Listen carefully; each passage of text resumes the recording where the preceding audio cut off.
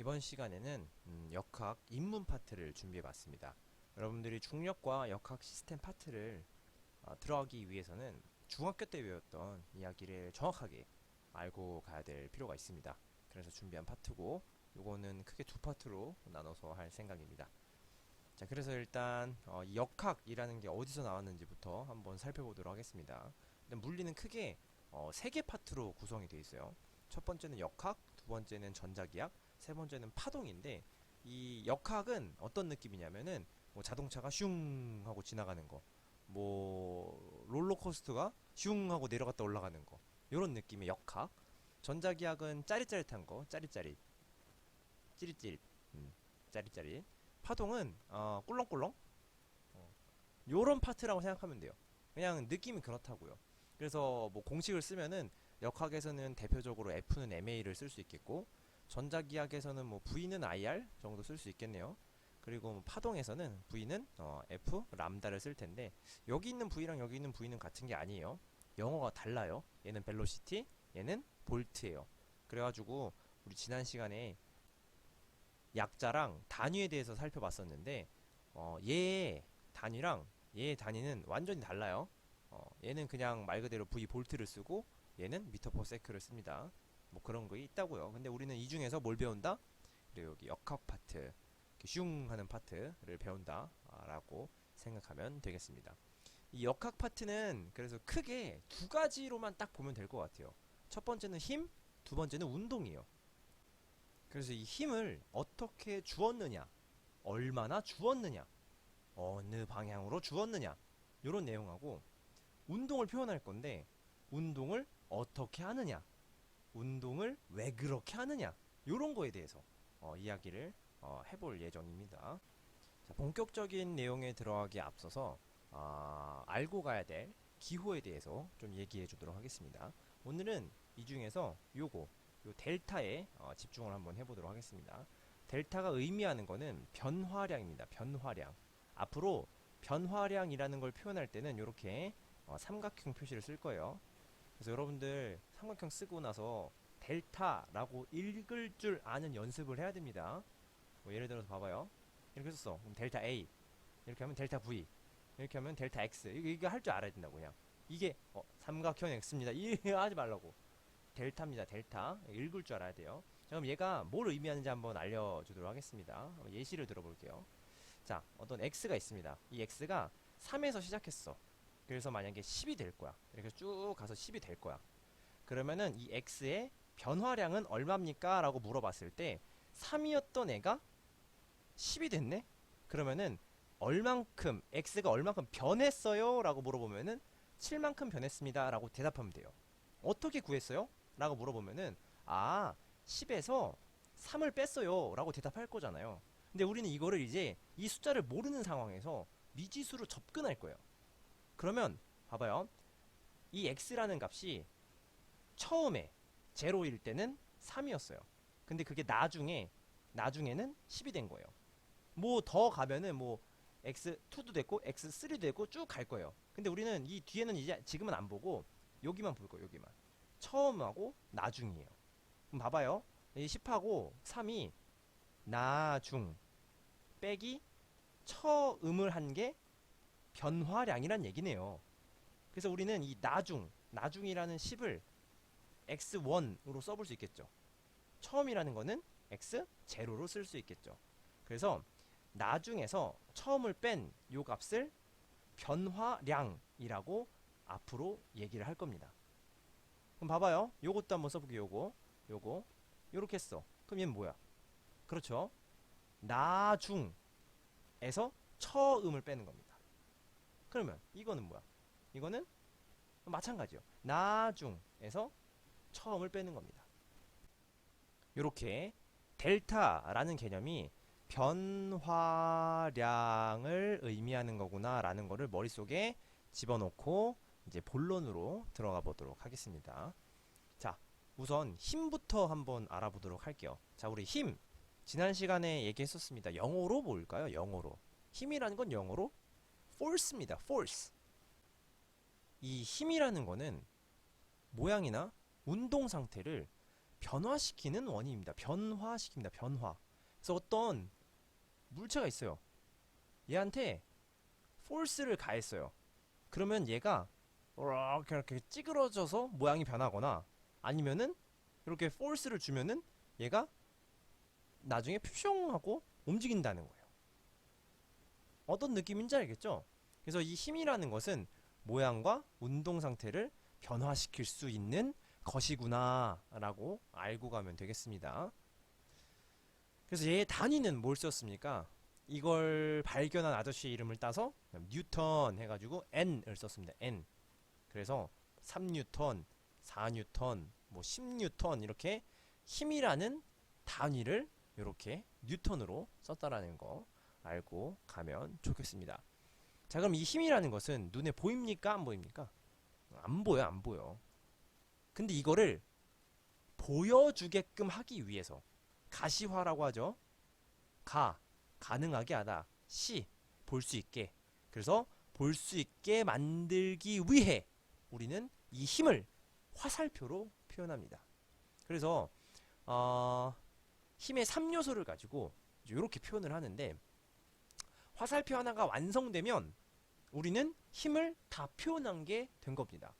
그래서 이 화살표의 이 첫 번째 방향, 그 다음에 이 화살표가 시작하는 작용점, 그리고 이 화살표의 길이인 크기로서 힘을 표현한 겁니다. 그럼 지금 이 힘은 여기에서 작용해서 꾹 누른 거야. 어디로? 오른쪽, 위쪽 방향으로. 크기는 얼마만큼? 이만큼. 됐죠? 좋아요, 좋아요. 자, 그러면 이제 힘이라는 건 한번 표현을 해봤으니까 이제 뭔지는 대충 알겠어. 근데 이 변화에 집중을 해가지고 우리가 더 심화된 내용을 한번 살펴볼 건데, 만약에 변화가 없다면 어떻게 될까를 생각해 보게 된 거죠. 그러니까 내가 어떤 물체에 이렇게 손가락으로 이렇게 힘을 가했는데도 불구하고 이 물체의 모양이나 운동 상태가 변화하지 않는다면 우리는 그걸 뭐라고 불러야 될까? 여기서 시작하는 거예요. 지금 이 운동 상태를 기술하지 마요. 지금은 입문 파트예요. 그러니까 용어에 집중하도록 합시다. 약속이 돼야 이제 이해가 되는 거예요. 자, 그럼 만약에 변화가 없다 라고 한다는 건 다른 말로는 일정하다라는 것과 똑같은 얘기입니다. 자, 그래서 이 일정하다라는 거에 한자인 등을 쓸 거야. 등. 그래서 등가속도 운동, 등속 직선 운동이 다 뭐하다는 거예요? 그래요. 변화가 없다는 걸 의미하는 거예요. 등가속도는 그럼 뭐예요? 가속도가 그렇지 변하지 않는다. 등속은 속력이 변하지 않는다. 일정하다. 요 얘기. 좋아요. 그래서 우리는 힘에 대해서 이렇게 정리를 해봤고, 그 다음으로는 운동에 대해서 얘기를 해볼 거예요. 어떤 물체에 힘을 주면 가장 직관적인 거는 움직이죠. 움직일 거야. 그럼 그 움직이고 운동하는 거에 대해서 이제 기술을 해볼 건데, 이걸 기술하기 위해서 우리는 크게 두 가지를 볼 건데, 첫 번째로 속력과 속도를 구분해 볼 거고, 두 번째로는 가속도를 볼 거예요. 우리가 지난 시간에 요거에 대해서 이야기했었죠. 요거를 지금 이 시간에 구체적이고 정확하게 기술할 겁니다. 잘 따라오세요. 자, 우선 속력과 속도, 영어로는 velocity. 좋아요. 그래서 V로 썼습니다. 그래서 이 V라는 것은 시간분의 거리라는 거 여러분들이 너무 잘 알고 있을 거예요. 그래서 거속시 그래서 거속시 막 이런 거 외웠을 거야. 근데 뭐 하나 팁을 주자면은, 여러분들이 이게 시간분의 거리인지 거리분의 시간인지 만약에 잘 생각이 안 나잖아요. 그럼 이렇게 생각해봐요. 여러분들이 알고 있는 속력, 속도, 요거의 단위가 뭐가 있어요? 그래요. 뭐 미터 퍼 세크, 뭐 킬로미터 퍼 아워, 뭐 이런 거 있죠. 여기에서 이 퍼가 의미하는 거를 잘 생각해 봐봐요.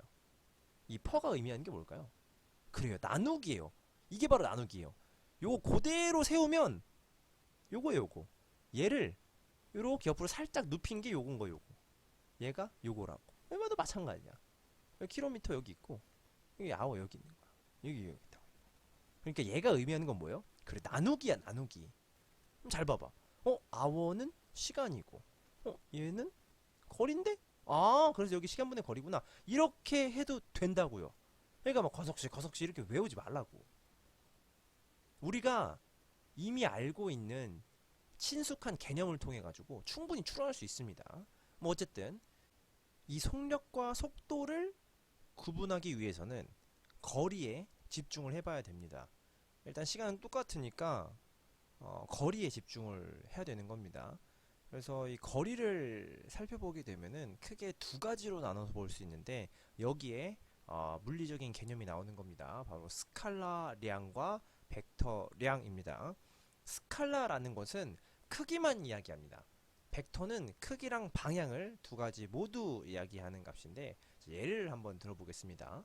자, 예를 들어서 뭐 1로 뭐 플러스 5, 1로 마이너스 5라고 해보겠습니다. 얘는 A, 얘는 B예요. 자, 그러면 A와 B의 스칼라 값은 어떻습니까? 맞아요. 5로 같습니다. 스칼라는 크기만 이야기하기 때문에 절대값을 씌워서 생각하면 참 편해요. 그래서 5라는 크기는 A랑 B가 같습니다. 그래서 스칼라로 따지면 A랑 B는 같다라고 얘기하는 건데, 벡터로 따지면 A랑 B는 그렇죠, 다릅니다. 왜? 크기는 똑같은데 그렇죠, 방향이 다른 거죠. A는 이쪽 방향, B는 이쪽 방향이기 때문에 이 둘은 같은 값이 아닙니다. 그래서 스칼라량과 벡터량은 물리를 할 때 방향을 고려하느냐 안 하느냐로 나눠지게 된다라고 알고 있으면 되겠습니다. 그래서 거리라는 값 중에서 크기만 따지는 스칼라량의 거리를 뭐라고 하는 거예요? 이동 거리라고 하는 겁니다.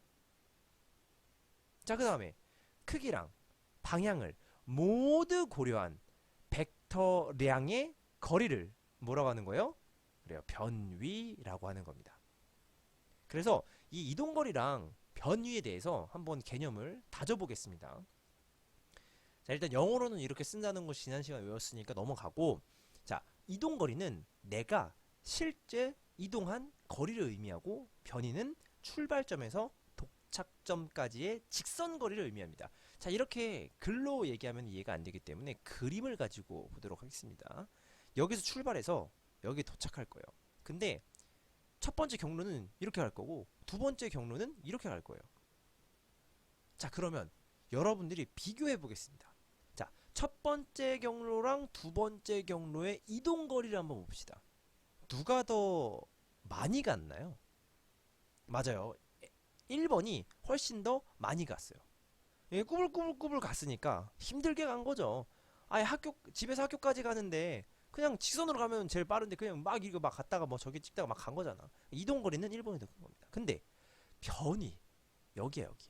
변위를 따져보겠습니다. 자, 1번과 2번의 변위는 누가 더 큽니까? 그래요, 같습니다. 같다고요. 이게 중요한 거야. 같다고요. 왜 그러냐면 변이라는 것은 출발과 도착만 같으면, 출발 여기서 하고 도착 여기서 하면 같은 거예요. 자, 근데 변이는 뭐였어요? 변이는 크기랑 방향을 고려했다고. 크기 오케이 알겠는데 방향까지 고려한 최종값이어야 된다고. 그러니까 크기가 백날 커. 막 그래서 와 하고 딱 여기 도착했다. 그래도 변이는 얘랑 똑같아요. 왜냐하면 방향을 고려하기 때문에. 이 방향이 뭐야? 출발점과 도착점의 직선거리를 의미합니다. 출발점과 도착점의 직선거리입니다. 마찬가지로 여기서 와 해도 변이는 똑같습니다. 얘랑. 무슨 의미인지 충분히 알겠죠 이제. 그래서 변위라는 것은 방향까지 고려한 값이고 이동거리는 그렇죠. 크기만 고려한 값이다. 예시 한 번만 더 볼게요. 자, 이동거리를 보겠습니다. 자, 이렇게 ABC가 있습니다. 자, 그럼 A 같은 경우에는 이동거리가 몇 미터입니까? 그래요. 30m입니다. B는 60이겠죠? C는 90m입니다. 잘했어요. 그러면 변위를 볼게요. 자, 이쪽 방향을 플러스라고 두고 이쪽 방향을 마이너스로 두고 보겠습니다. 자, 그러면 A는 변위가 몇 미터입니까? 그냥 30m? 아니에요. 왜냐면 방향까지 써줘야 되니까 플러스 30입니다. B는 그래요. 0이에요. 0. 왜냐면 출발점하고 도착점이 같기 때문이에요. 물론 이 그림이 이게 어떻게 출발점 도착점이 같아요 라고 하는데 여러분들 보기에 시각적으로 여기 갔다가 여기 다시 찍는 요 그림을 그리고 싶은데 그러면 A랑 똑같잖아. 그래가지고 이렇게 일부러 해놓은 거예요. 그래서 요거 정도는 감안하고 봐요. 그래서 출발점과 도착점이 지금 여기로 같은 거라서 0인 겁니다. 그럼 C 같은 경우에는 그래요. 마이너스 30이 나오는 거예요. 그래서 여기가 출발점, 여기가 도착점이에요.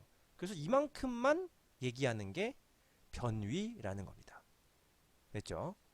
그래서 거리라는 게 두 가지가 있다는 거는 이제 알겠어요. 이동거리랑 변위. 이동거리가 뭐였어요? 스칼라량이었고 변위가 벡터량이었어요. 변위가 벡터량이니까 방향을 고려하고 이동거리는 스칼라량이니까 방향하고는 상관이 없더라 라는 거였어. 근데 여기다가 시간을 나눠줬을 때 가지는 요 값을 각각 따져본다는 거죠. 그래서 자, 여기 이동거리가 들어가면 우리는 앞으로 이거를 속력이라고 부를 겁니다. 요거 외울 때 그냥 뭐 선생님 만든 건데요. 이동거리가 스칼라였잖아요. 스칼라. 스칼라 속력 하면 좋습니다. 자, 그리고 여기에 변위가 들어갑니다. 그럼 변위가 들어가면 얘는 속도입니다. 속도. 변위는 속도. 그래서 이 속도라는 거는 속력이랑 비교하면 얘는 방향이 있어요. 얘는 방향이 없어요. 그래요. 그래서 탄생한 유명한 짤이 바로 이거죠. 인생은 속도가 아닌 방향이다. 이과 친구들은 이걸 보면 굉장히 불편합니다. 속도는 분명히 벡터 값인데 방향을 포함하는데 속도가 아닌 방향이다는 뭔 개소리지? 불편합니다. 이것도 이거 가지고 이게 막 구구절절 얘기하면 또 이제 문과 친구들이 싫어하죠. 어쨌든 이렇게 스칼라 값과 벡터 값을 각각 다르게 사용하여서 속력과 속도가 탄생했다라는 거 그거 꼭 알고 왔으면 좋겠습니다. 자, 그래서 쓸 때는 어떻게 쓰느냐. 자, 만약에 속력을 100m/s라고 썼어요. 그럼 속도를 어떻게 쓰느냐. 그렇죠. 플러스 100m/s나 마이너스 100m/s로 써야 된다는 거예요. 왜? 속도에는 그렇지 방향의 개념이 추가적으로 더 들어가기 때문이다. 됐죠? 그래서 우리가 이제 속력과 속도는 이제 완벽하게 구별할 수 있을 거예요. 똑같이 시간분의 거리지만 이 거리를 이동거리를 쓰느냐 아니면은 변위를 쓰느냐에 따라서 속력이 될 수도 있고 속도가 될 수도 있습니다. 됐죠? 그래서 우리는 이 속력과 속도에 대해서 이렇게 마무리를 지을 거고 두 번째로 이제 가속도에 대해서 배울 건데 얘는 너무 지금 어렵게 생각하지 말고 아주 간단하게 정의 딱 한 줄만 외웁시다. 얘는 영어로는 했으니까 넘어가고 정의 딱 한 줄. 단위 시간당 속도의 변화량. 단위 시간당 속도의 변화량. 요거 하나만 하면 되는 거예요. 그래서 보면 시간과 속도로 가속도를 표현하게끔 만드는 건데 자, 요거를 쓰기 앞서서 한번 그냥 재밌는 예시 한번 들어볼게요. 자, 예를 들어서 뭐 1초당 밥 2공기를 먹었다. 이건 맛인 거죠. 뭐 1초당 어떻게 밥 두 공기를 먹냐. 뭐 어쨌든 이거를 표현을 하면은 요거를 얼마나 밥을 빨리 먹냐라고 표현을 하면은 두 공기 퍼 초라고 합니다. 무슨 느낌인지 알겠죠? 1초당 두 공기씩 먹네? 그럼 2초 지나면 몇 공기 먹는 거야? 4공기 먹는 거네. 뭐 그런 느낌이잖아요. 그러니까 요 당이라는 게 퍼를 의미하게 되는 거야. 그럼 봐봐요. 단위 시간 당 속도의 변화량이래.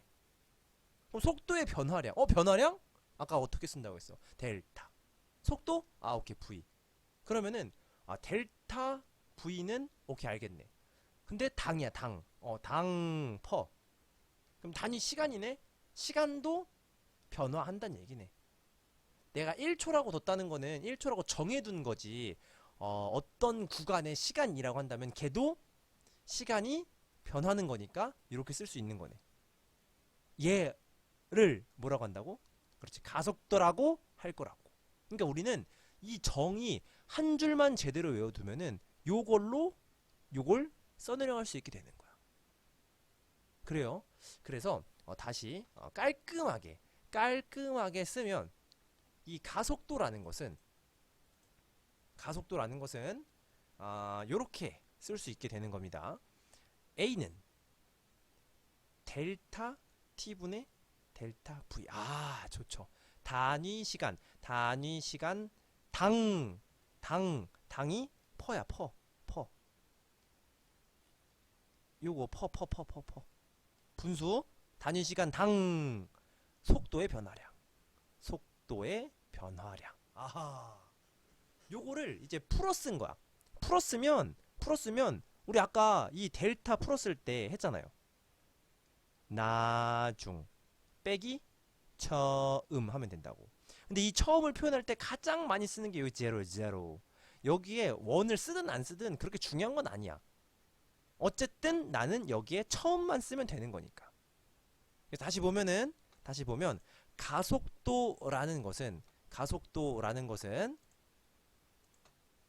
자, 시간 분의 속도인데 그냥 시간 분의 속도야? 아니야. 변화량이야. 그걸 뭐라고 한다? 가속도라고 한다. 그래서 앞으로 여러분들 이렇게 막 많은 내용 안 쓰고 그냥 여러분들 가속도는 A입니다. 어떻게 쓰는지 알죠? 라고 넘어간다고 이렇게. 그러니까 이게 맛이 가는 거야. 뭐지 저게? 그걸 못 따라가는 거지. 재미가 없어지고. 그러니까 이걸 기본적으로 정확하게 할 줄 알아야 앞으로 내용도 잘 따라갈 수 있습니다. 자, 됐어요. 자, 그러면 이제 단위 한번 봅시다. 단위. 자, 여기 위에 보면은 얘는 속도야, 속도. 속도는 단위가 미터 퍼 세크였다? 얘는 그냥 세컨드야겠죠. 초. 그럼 봐봐요. 미터 퍼 세크 그리고 세크가 있어. 그럼 얘를 조금만 더 정리해 볼게요. 미터 퍼 세크. 퍼 세크네? 그러네. 그럼 얘를 이 상태에서 이렇게 써도 되겠네? 이건 번분수네, 번분수. 옛날에 많이 배우지 않았나요, 이거? 요렇게 해서 요렇게 썼어. 1분의 S랑 똑같죠? 그럼 얘 안에 거 곱하고 밖에 거 곱하고 요 곱한 거는 아래쪽에 오죠? 아래쪽에. 그리고 위에 거 곱한 거는 그냥 요렇게 오네. 그럼 얘가 뭐야? 미터 퍼 세크 제곱이 되네. 그러네. 그래서 가속도의 단위는 뭐다? 그렇지, 미터 퍼 세크 제곱이 되겠다라는 거. 됐죠? 요렇게 정리를 하고 가면 되는데 여기서 끝나는 게 아니라 자, 이 가속도라는 것은 크게 세 파트로 나눠서 봐요. 어려운 건 아니에요. 양수냐, 영이냐, 음수냐 이렇게 본다고. 그래서 여기에다가 용어를 갖다 붙일 거예요. 잘 봐봐요. 잘 봐봐. 자, 일단 가속도가 0보다 크다는 거는 요게 0보다 크다는 얘기네. 근데 우리는 시간은 안 건드릴 거야. 그러면 얘를 냅둔다면 뭐가 0보다 큰 거야? 그렇지, 얘가 0보다 큰 거네. 그럼 봐봐요.